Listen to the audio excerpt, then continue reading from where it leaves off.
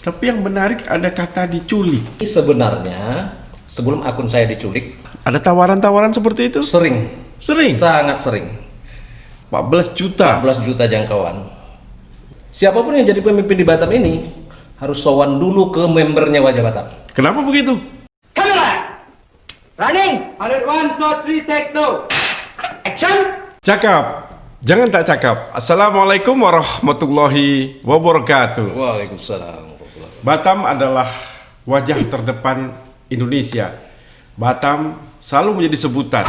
Mengapa? Karena memang Batam adalah tempat berkumpulnya masyarakat Nusantara. Batam lebih terkenal karena kemajemukannya. Dan Batam selalu menjadi wajah, tidak hanya wajah Kepri, tapi dia wajah Indonesia. Hari ini saya beruntung karena saya bersama wajah Batam. Siapa dia? Saya kenalkan Bang Alan Suharsat.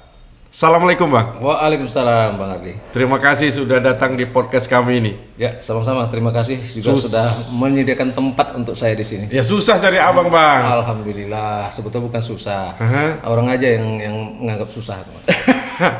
Tapi memang bertemu dengan Bang Alan ini adalah bertemu dengan sebuah wajah. Dan wajah itu sangat dekat dengan Bang Alan. Wajah Batam. Amin. Kapan muncul wajah Batam? Jadi mungkin sedikit kita kilas balik Ya. Bang Ardi. Awalnya Wajah Batam ini saya mencoba membangun karena ada satu hal yang sangat-sangat spesifik atau krusial. Apa satu halnya itu? Dulunya saya sebagai seorang aktivis, tentunya saya ingin banyak perjuangan-perjuangan yang akan saya lakukan itu melalui media. Di samping saya juga melakukan pergerakan-pergerakan di lapangan. Cuma di saat itu, satu-satunya yang menyampaikan pesan ke masyarakat itu adalah media. Nah, dengan banyaknya saya berteman dengan media, tapi sangat sedikit media-media yang mengangkat perjuangan-perjuangan ini. Bukan maksudnya untuk mengangkat saya, tapi mengangkat masalah yang saya selesaikan agar ini menjadi perhatian. Supaya Mengangkat isu-isu masyarakat. bukan isu, ini perjuangan. Oh, perjuangan masyarakat. Langsung perjuangan real. Mulai dari memperjuangkan Ruri digusur, pedagang kaki lima dizalimi, diobrak-abrik, dan bermacam-macam.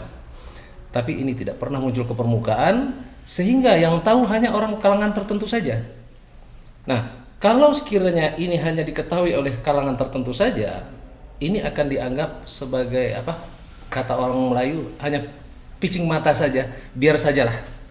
Nah, Dipandang sebelah mata. dipandang sebelah mata. Nah, saya butuh media. Tapi dulu kebanyakan media-media tersebut hanya ya maaf, saya tidak mendiskreditkan media, tapi saya menganggap saat itu media hanya memanfaatkan saya untuk mencari informasi dan data. Menjadi narasumber. Menjadi narasumber. Dikala sumber informasi yang saya berikan itu memang tidak ada sekretnya, maka ini akan muncul. Tapi di saat ini sangat ada sekretnya, ini akan tenggelam. Karena apa? Ini maaf, oknum-oknum dahulu ini dijadikannya sebagai komoditi. Oh, jadi ada berita yang harusnya dia siarkan, dia sembunyikan. Dia sembunyikan. Karena ada udang di sebalik bakwan. Benar. Nah, jadi yang awalnya mungkin dia naik ojek, akhirnya dia punya motor besar. Oh, gitu. itu. Jadi bakwannya tuh motor besar, dia jualan bakwan itu lah. Itulah contohnya, Pak. Dari sana timbul panggilan untuk membuat media sendiri. Nah, saya waktu itu sempat down, hampir 8 bulan saya istilahnya tiarap. Tapi panggilan itu tetap ada, sehingga saya berpikir bagaimana saya melanjutkan perjuangan saya ini agar seluruh masyarakat tahu dan orang-orang yang harus dipermalukan. Dalam arti bukan mempermalukan pribadi, tujuannya untuk melakukan perubahan. Mencari kebenaran. Agar masyarakat itu benar-benar terbantu dengan cara-cara yang memang itu kita inginkan. Karena media ini merupakan salah satu sebagai salah satu pilar, dan karena pilar ini sendiri saya merasa sudah sedikit tergerus, ini harus dibangun lagi. Sehingga saya mencoba, yang awalnya saya tidak suka dengan Facebook. Nah, Oh, media abang Wajah Batam berada di Facebook? saya tidak ada media waktu itu. Oh gitu. Saya waktu itu juga alergi dengan Facebook, karena apabila orang mau nanya Facebook, saya bilang cemen. Karena saya anggap yang punya Facebook ini cuma anak-anak muda, anak-anak yang ABG-ABG. Iya. Nah, akhirnya karena tidak ada tempat, saya mencoba membangun satu wadah. Alhamdulillah dalam 6 bulan, wadah ini mulai menggeliat dan mulai diperhatikan. Nah, tapi bukan hanya sebagai informasi, tapi saya juga melakukan ini melalui pergerakan.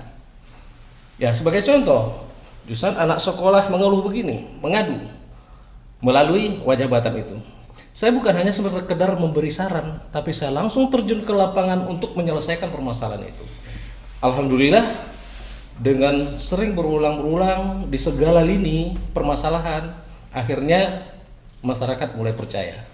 Saya kembali untuk memastikan wadah media Wajah Batam itu sekarang ada di Facebook. Di Facebook, ya di Facebook dalam grup, sebuah grup Facebook. Fanpage. Nah, di fanpage, di grup juga, fanpage juga.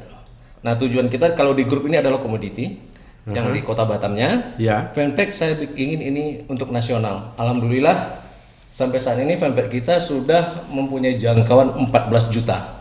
14 juta. 14 juta jangkauan. Wah, Ya. luar biasa. Saya pernah sampai di markas Facebook, Bang. Ya. Tapi saya tidak punya 14 juta follower saya. Kenapa terbawa saya? Tapi yang menarik tadi, media Facebook adalah sebuah media saja. Betul. Tapi yang penting buat abang saya lihat adalah perjuangan merealisasikan apa yang ada, yang abang beritakan. Betul. Untuk dituntaskan dan mencari solusinya. Benar. Kira-kira masalah yang abang alami selama ini atau lakukan, masalah terbesarnya apa? Mungkin masalah terbesar yang menyangkut sedikit banyaknya, mungkin ada sesuatu hal yang mungkin kita angkat yang di belakangnya terdapat mafia-mafia tertentu. Pembackingannya. Nah, yang kita takutnya kalau pembackingnya itu misalnya dari pemerintah juga, kita masih bisa berbicara secara birokrasi. Yang kita takutnya pembackingnya itu siluman. Nah, jangan nanti kita lagi duduk, lagi ngapa-ngapain, nggak tahu-tahu meja kita terbalik aja gitu. Oh gitu, Ya. pernah mengalami? Beberapa kali. Wah, luar Dan biasa. bahkan saya juga sudah pernah mengalami diteror, diancam bunuh dan macam-macam. Dan itu tuh konsekuensi dari sebuah perjuangan, Ya, mungkin juga adalah sebuah tantangan ya. sebuah tantangan. Dan mungkin suatu saat bisa jadi sebuah kebanggaan. Alhamdulillah dan kepuasan. Nah, dari pengalaman-pengalaman itu, saya akan mulai dari awalnya. Bagaimana bisa mendapatkan 14 juta dalam tanda kutip anggota di dalam sebuah grup fanpage itu? Tapi begini, bukan anggota. Itu tuh merupakan jangkauan. Jadi kalau sekiranya di fanpage kita mempunyai jangkauan. Oh iya, mohon maaf ya. Ya, terkadang jangkauan itu harus kita beli ke Facebook.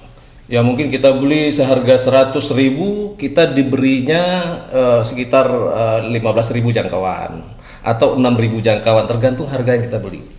Ya bisa saja terkadang mencapai 100.000 jangkauan, kita bisa mengeluarkan uang sampai 2 juta. Tapi alhamdulillah dengan apa yang kita miliki, mencapai 14 juta jangkauan, saya tidak pernah mengeluarkan uang 1 sen pun, hanya kuota. Oh, rahasianya apa itu rahasianya? Ya perjuangan tadi dan bagaimana kita memberikan satu roh kepercayaan kepada masyarakat dan informasi yang kita berikan tersebut betul-betul sampai ke masyarakat dan menyentuh di saat hal-hal tertentu. Misalnya masalah sosial. Memang di saat itu masyarakat sangat prihatin dengan sosial. Nah, masalah sosial yang saya angkat ini cepat menjadi perhatian. Nah, sehingga jangkauan tersebut selalu mencakup kepada dibagi-bagikannya konten yang kita posting, di-share, dibagi-bagikannya. Jadi kebetulan Bang Ardi pada tahun 2011 saya diundang salah satu komunitas nasional di Facebook, aktivis dunia maya, ke Surabaya. Nah, di Surabaya itu waktu itu ada sekitar hampir 14 kota seluruh Indonesia, dan kebetulan di Kepri yang diundang itu kita, Wajah Batam. Ya. Ada 3 hari kita melakukan seminar, simposium, dan lain-lain, sehingga diadakan pemilihan untuk membentuk satu komunitas nasional yang namanya waktu itu adalah Facebooker Indonesia, yang akhirnya saya rubah menjadi Wajah Indonesia. Nah, kebetulan pada pemilihan itu saya terpilih menjadi presidennya untuk seluruh Indonesia. Presiden Wajah Indonesia. Wajah Indonesia. Dan sampai saat ini sebenarnya sebelum akun saya diculik sudah mencapai 67 kota di seluruh Indonesia. Tapi begitu akun saya diculik, sehingga kota saya sudah berantakan, saya mencarinya sudah susah. Tapi komunikasi beberapa kota, mungkin sekarang ini ada sekitar belasan kota yang kita masih bisa komunikasi. Dan kita juga sudah pernah 2 kali mengadakan Kopnas. Jadi kalau dunia maya itu namanya Kopdar. Nah, jadi kita Kopnas. Jadi dengan bahasa organisasi macam sejenis Munas lah. Nah, dan pada saat itu ya untuk kedua kalinya saya masih dipercaya sebagai Presiden Wajah Indonesia. Tapi yang menarik ada kata diculik. Ya. Dapat dijelaskan lebih panjang. Apa kata diculik itu? Kalau yang menurut bahasa saya sendiri, pengertian saya sendiri, penculikan akun itu dilakukan mungkin ya oleh orang-orang, bukan oleh orang-orang, mungkin oleh institusi tertentu yang memang menganggap akun saya ini adalah sebagai suatu ancaman. Jadi kalau dibicarakan itu hacker, saya rasa tidak. Tapi ini adalah merupakan suatu konspirasi untuk menghilangkan akun saya yang melockdownkan akun saya yang dianggap sebagai ancaman. Nah, karena di situ saya selalu tidak peduli apakah itu pahit atau manis. Yang kadang-kadang saya juga ditawarkan surga. Nah, saya tidak mau terima surga, kadang-kadang ditawarkan neraka. Akhirnya karena tidak bisa, akhirnya di-lockdownkan akun saya gitu. Yang dimaksud surga dunia kan? Surga dunia. Kalau surga akhirat tentu. Kalau itu urusan kita lah nanti di belakang. Mudah-mudahan. Tapi apa akibat penculikan itu terhadap Wajah Batam atau Wajah Indonesia? Tapi Wajah Batam lah dulu kita. Khususnya Wajah Batam. Di saat akun saya sudah tidak ada, tentunya Wajah Batam stagnan. Karena secara spesifikasinya bahwa di situ adalah sentralnya, leadernya adalah saya. Jadi, adminnya. Ya, adminnya. Kalau sekiranya akun saya memposting sesuatu, ini sudah tentu dia langsung notifikasinya masuk kepada seluruh member. Kalau ada 100.000 lah masuk. Kalau ada 600.000 lah masuk. Nah, kalau kita memulai dengan akun baru, ya mungkin begitu kita share, belum tentu satu orang pun yang melihat. Nah, keuntungan kita di situ sebagai adminnya, kita adalah pimpinan di dalam sebuah grup. Apapun yang kita katakan, orang akan melihat. Terserah dia membaca atau tidak, tapi masuk kepada akun mereka masing-masing. Nah, keuntungannya, makanya setiap postingan itu menjadi viral. Oleh karena itulah dianggap akun itu sebagai ancaman, karena tidak bisa disetting dalam tanda kutip oleh mereka. Sebelum diculik, membersnya ada berapa? Sebelum diculik, membernya ada sekitar 400.000. 400.000. Dan sekarang sudah mencapai 630.000. Sekarang ini sudah mencapai 630.000. Setelah kembali ke titik nol. Setelah kembali ke titik nol, salah satu keuntungan ya seperti Bang Hardi juga. Sebenarnya Bang Hardi cepat mendapatkan subscribe karena seorang figur. Enggak juga. Nah, ini sama dengan itu. Kalau gitu like and subscribe segera.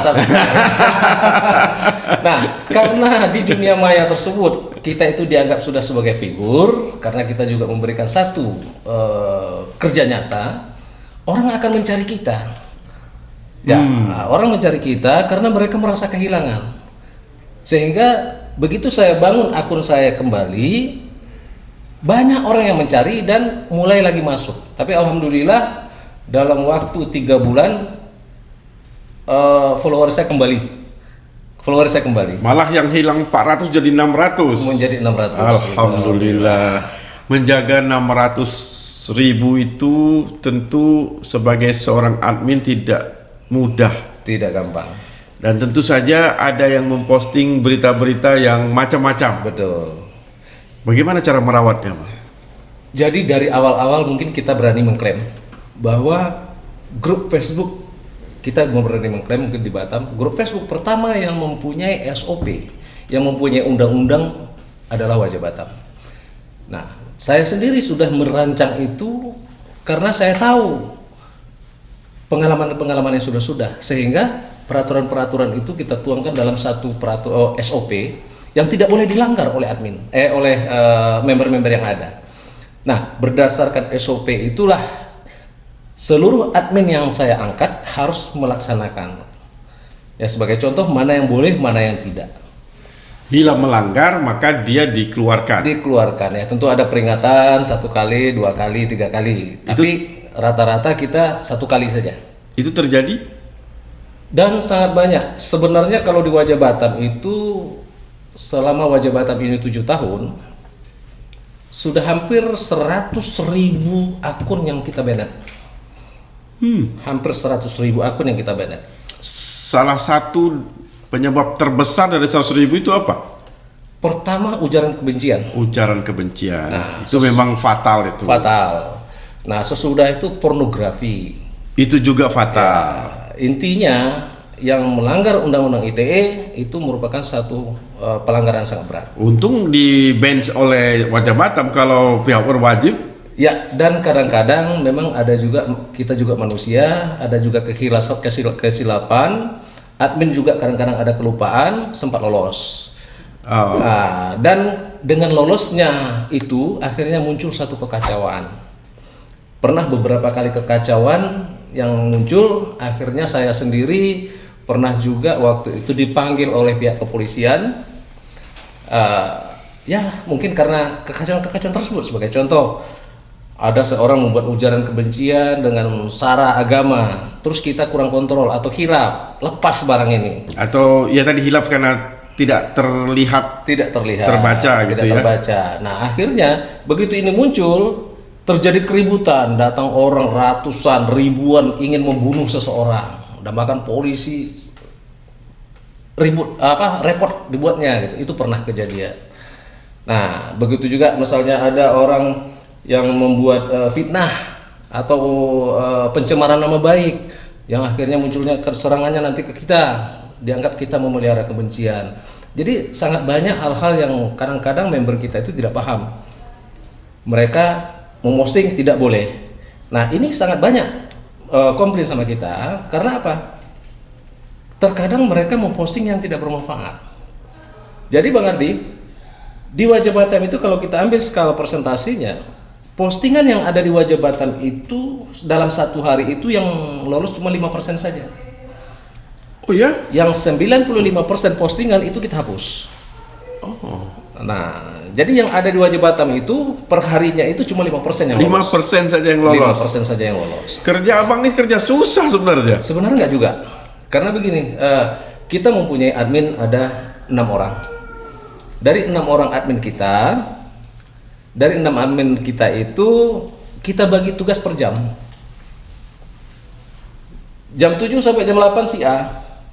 Apabila terjadi apa baik dampak hukum dan yang lain, berarti si A bertanggung jawab. Nah, nanti jam kedua masuk si B. Jadi kita itu santai sebagai admin. Cuma 1 jam aja kita kontrol. Gitu. Saya bilang susah, lawannya itu senang. Ya benar. Apa kesenangan yang abang dapat dari Wajah Batam? Pertama, kepuasan pribadi. Di saat kita membantu seseorang, satu-satunya kepuasan yang tidak bisa dibayar oleh materi adalah Kepuasan batin. Itu Bang Ardi. Nah, kalau sekiranya memang itu memang sudah kita abaikan, mungkin kalau saya mengabaikan itu, kepuasannya saya lebih dari itu. Saya bisa bikin gedung bertingkat, bisa beli mobil mewah. Ada tawaran-tawaran seperti itu? Sering. Sangat sering. Nah, berarti kerja abang tambah susah. Betul, makanya begitu saya tolak tawaran itu, akhirnya yang ditawarkan kepada saya neraka. Oh, yang tadi cerita surga neraka. Itu. Neraka ini berupa ancaman, teror dan sebagainya. Ya. Keluarga tidak merasa terganggu, Bang? Alhamdulillah kebetulan keluarga saya sendiri juga mempunyai jiwa yang sama. Walaupun perempuan, dia juga berjiwa aktivis. Oh, sudah serasi, Ya, sejalan. Tuhan sudah menentukan itu. Alhamdulillah. Alhamdulillah. Nah, di dalam wajah Batam itu, apa yang banyak diposting oleh orang sebagai member atau admin? Yang lolos atau yang tidak lolos nih? Yang lolos dong yang 5%. Yang lolos sudah pasti tentang kehidupan sosial yang membutuhkan perhatian masyarakat. Dan sekaligus ada unsur motivasinya di dalam. Nah, sesudah itu yang kedua, melihat daripada zamannya atau melihat daripada masanya. Kalau di situ masa politik, maka yang banyak itu adalah postingan tentang politik. Tapi kita postingan politik harus melalui kontrol kita betul. Karena postingan politik tersebut ada azas manfaat tertentu, di mana misalnya pencitraan, membesarkan sebuah partai dan lain-lain. Nah, ini kita tidak perbolehkan. Boleh mereka berpolitik, tapi harus melalui admin, sehingga admin yang mengatur itu. Gitu. Supaya tidak mempunyai dampak dimanfaatkan. Tidak dimanfaatkan. Dan juga admin tidak dituduh berpihak. Ya. Ya, jadi kadang-kadang lolos si A, terus besok lolos si A, akhirnya wah admin ini sudah berpihak ke si A.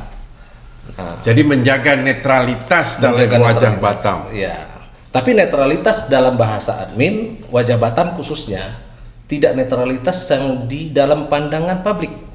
Oh pasti. Sudah pasti. Sudah pasti itu. Ya. Karena publik ini kan maunya A sampai Z. A sampai Z. Tapi kalau admin bisa saja A sampai D misalkan. Ya sudah pasti. Kalau yang netral itu tentu adalah yang berpihak pada kebenaran. Ya. Pasti. Tapi kalau sekiranya mereka harapkan netral itu netral mutlak, berarti apabila seseorang ibunya diperkosa, saya harus netral. Karena apa? Ibunya yang mental. Kan gitu bahasanya. Kalau yang netral yang mutlak mereka minta. Tapi saya tidak. Di saat ibunya diperkosa, saya harus bela keluarga ibunya. Nah, saya harus berpihak pada ibunya. Jadi itu tidak masuk dalam kategori netral bagi kita. Ya, berarti netral ke arah kebenaran. Ke arah kebenaran. Jangan sampai ada yang salah, kita juga harus netral. Kita netral, tidak.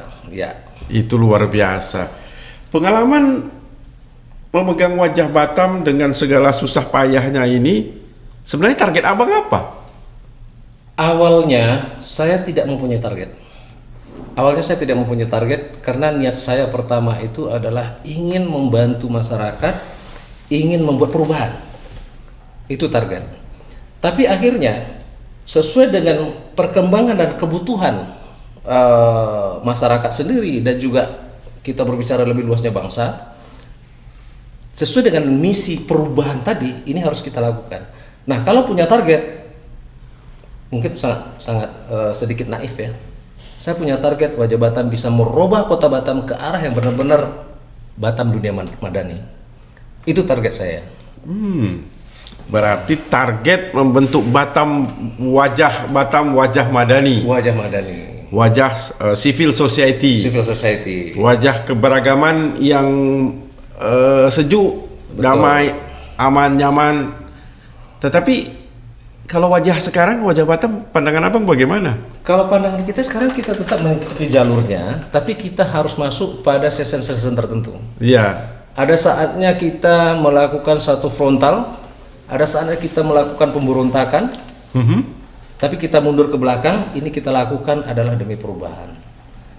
Nah, permasalahannya sekarang, perubahan yang akan kita lakukan tersebut, banyak yang tidak diinginkan oleh pihak-pihak tertentu. Karena apabila kita ini dari wajah Batam bisa melakukan perubahan tersebut, maka mereka tidak akan bisa bergerak untuk memperkaya atau kepentingan pribadi. Nah, ini sangat berat di wajah Batam. Karena apa? Kita ingin buat perubahan. Sebagai contoh, korupsi harus dihabiskan. Para koruptor tidak suka dengan wajah Batam. Pasti. Nah, Dan rakyat suka dengan wajah Batam. dan rakyat suka dengan wajah Batam, sehingga terjadilah tudingan-tudingan. Nah, permasalahan bahasa rakyat, kalau kita selalu berbicara, rakyat yang mana? Kan ini pertanyaan orang. Dan ini pertanyaan-pertanyaan kamuflase dari pihak-pihak tertentu ya. Khususnya kalau kita berbicara mungkin dari oknum-oknum insan-insan media. Kalau kita udah berbicara rakyat yang mana? Nah, pertanyaan ini kamuflase. Jadi cuma kita berbicara yang maksud kita rakyat tadi itu tuh adalah rakyat secara keseluruhan yang misi kita tersebut untuk mereka. Kadang-kadang banyak orang yang menjual atas nama masyarakat, atas nama warga kan gitu Pak. Tapi warga yang mana? Pokoknya atas di atas lah ya. Atas di atas itu selalu dipakai bahasa-bahasa klise itu.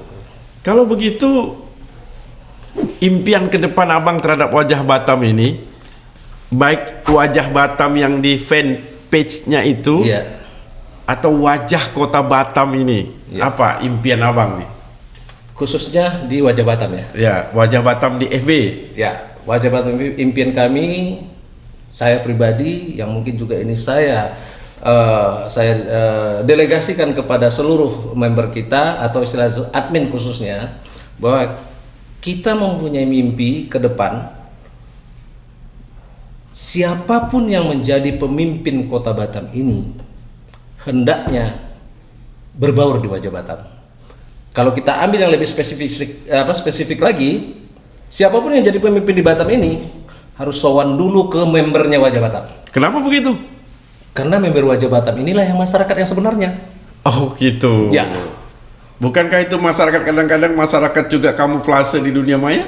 Sekarang begini, kalau kita berbicara masyarakat yang sebenarnya, kalau kita lihat dari kajian saya di wajah Batam, Ya. masyarakat yang sebenarnya adalah 100% menginginkan cita-citanya sama dengan apa yang dicita-citakan wajah Batam.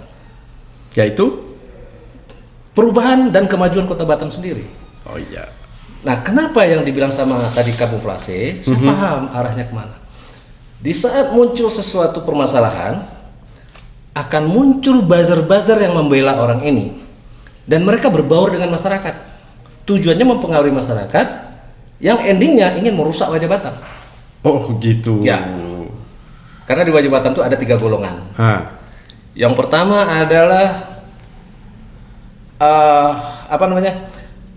Kalau kita berbicara akun real, nama, Identitas jelas. identitas jelas.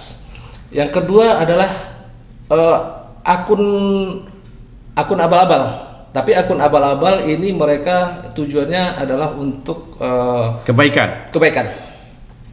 Ya, sebagai contoh, seorang PNS yang ingin melakukan perubahan, nggak mungkin dia menyampaikan kelakuan atasannya dengan pakai akun asli. Jadi saya menganggap informasi yang diberikan akun abal-abal ini 100% benar. Tapi dia menyamarkan namanya. Yang ketiga itu tuh adalah kelompok saya, kalau di wajah Batam kita anggap itu kelompok pecundang. Kelompok pecundang itu ada lagi 2. Yang pertama, golongan-golongan orang yang ingin memanfaatkan media untuk mencari keuntungan, untuk memeras seseorang. Dan golongan kedua adalah orang-orang yang memang sengaja dibentuk dan dikirim untuk menggagalkan misi-misi mulia daripada kita ini semua. Ya, macam sejenis buzzer lah, hater lah, apapun namanya itu tuh istilahnya sistem teknis di dunia maya. Nah, mereka itu banyak dikirim. Nah, sejatinya posting-posting ini tentu harus Abang klarifikasi. Betul? Kan tidak semua juga ada langsung dinyatakan benar. Ya. Dari 3 kategori tadi. Iya. Bagaimana Abang melakukan klarifikasi sehingga Abang merasa bahwa berita ini valid? Jadi gini, kita juga sesudah wajah Batam ini mulai dipercaya masyarakat, kita juga membangun satu media mainstream. Yang mungkin kemarin juga sempat juga kita membangun televisi yang berbadan hukum. Kita bangun portal namanya wajahbatam.id. Hal yang melalui suatu klarifikasi itu akan kita masukkan kepada media mainstream. Nah, hal yang tidak perlu klarifikasi kita menilai secara talenta. Ini benar, ini tidak. Ini benar, tidak. Alhamdulillah, admin kita juga sudah kita lakukan pembinaan. Istilahnya sistem daripada talenta mereka juga sudah hampir sama. Alhamdulillah sampai saat ini 98% talenta mereka sudah masuk. Mungkin 2% ini kehilapan-kehilapan. Nah, kadang-kadang kita juga terjerumus dengan yang 2%. yang akhirnya mungkin dari pihak-pihak tertentu masih dengan santun berbicara sama kita, dan kita juga berterima kasih kepada pihak kepolisian. Kadang-kadang ada hal yang memang tidak pantas, pihak kepolisian juga menegur kita secara santun, dan saya minta terima kasih pada pihak kepolisian kita, baik Kapolda ataupun Kapolres, karena pada dasarnya kita juga bekerja sama dalam informasi. Saya kira kita banyak berharap wajah Batam juga memberikan wajah yang cantik, yang elok, yang enak dipandang oleh semua di mata dunia atas wajah Batam sesungguhnya yang paripurna. Betul, amin. Nah, oleh karena itu mungkin cakap kita tidak akan pernah berakhir terhadap Batam. Siap. Tapi jangan tak cakap ini akan kita akhiri. Pesan-pesan Abang terhadap wajah Batam dan wajah masyarakat Batam. Mungkin pesan-pesan di sini saya cuma berharap para masyarakat atau member khususnya yang ada sekitar 630.000 di wajah Batam harap memahami pertama SOP-nya wajah Batam. Jangan selalu menyalahkan admin-admin yang bekerja dengan susah payah tanpa digaji. Mereka bekerja tulus untuk kita semua. Tapi janganlah perlakukan mereka sebagai akun atau orang-orang yang kalian hina. Tidak lolosnya postingan kalian bukan berarti admin suka atau tidak suka, tapi kita punya aturan. Nah, pelajarilah aturan wajah Batam. Jangan hanya mengklaim bahwa postingan-postingan tertentu yang dihapus, di-banned dan yang lain-lain itu tuh karena untuk menjaga kita semua. Terkadang ada hal yang dipostingkan mereka harus terbit, kita larang. Tujuannya apa? Menjaga keselamatan pemosting sendiri. Terkadang ini ujaran kebencian, kita loloskan, nanti dia yang masuk penjara. Untuk menyelamatkan dia, kita hilangkan sehingga dampak pencemaran nama baik terhadap orang ini tidak terjadi. Jadi kita melindungi itu juga. Nah, di sini member atau masyarakat Batam juga harus memahami tentang peraturan itu. Dan kita juga berharap supaya di wajah Batam ini sendiri kita berkomunitas, membangun dan memperbaiki kota Batam dengan niat tulus, tidak dengan embel-embel.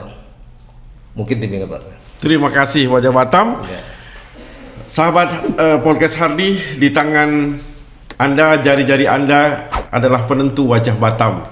Dan tentu saja kita bermain dengan baik agar hasilnya lebih baik dan menuju wajah Batam juga lebih baik. Cakap Batam tentu tidak akan selesai. Cakap wajah Batam tidak akan selesai. Tapi kalau cakap, jangan tak cakap. Wassalamualaikum warahmatullahi wabarakatuh. Waalaikumsalam.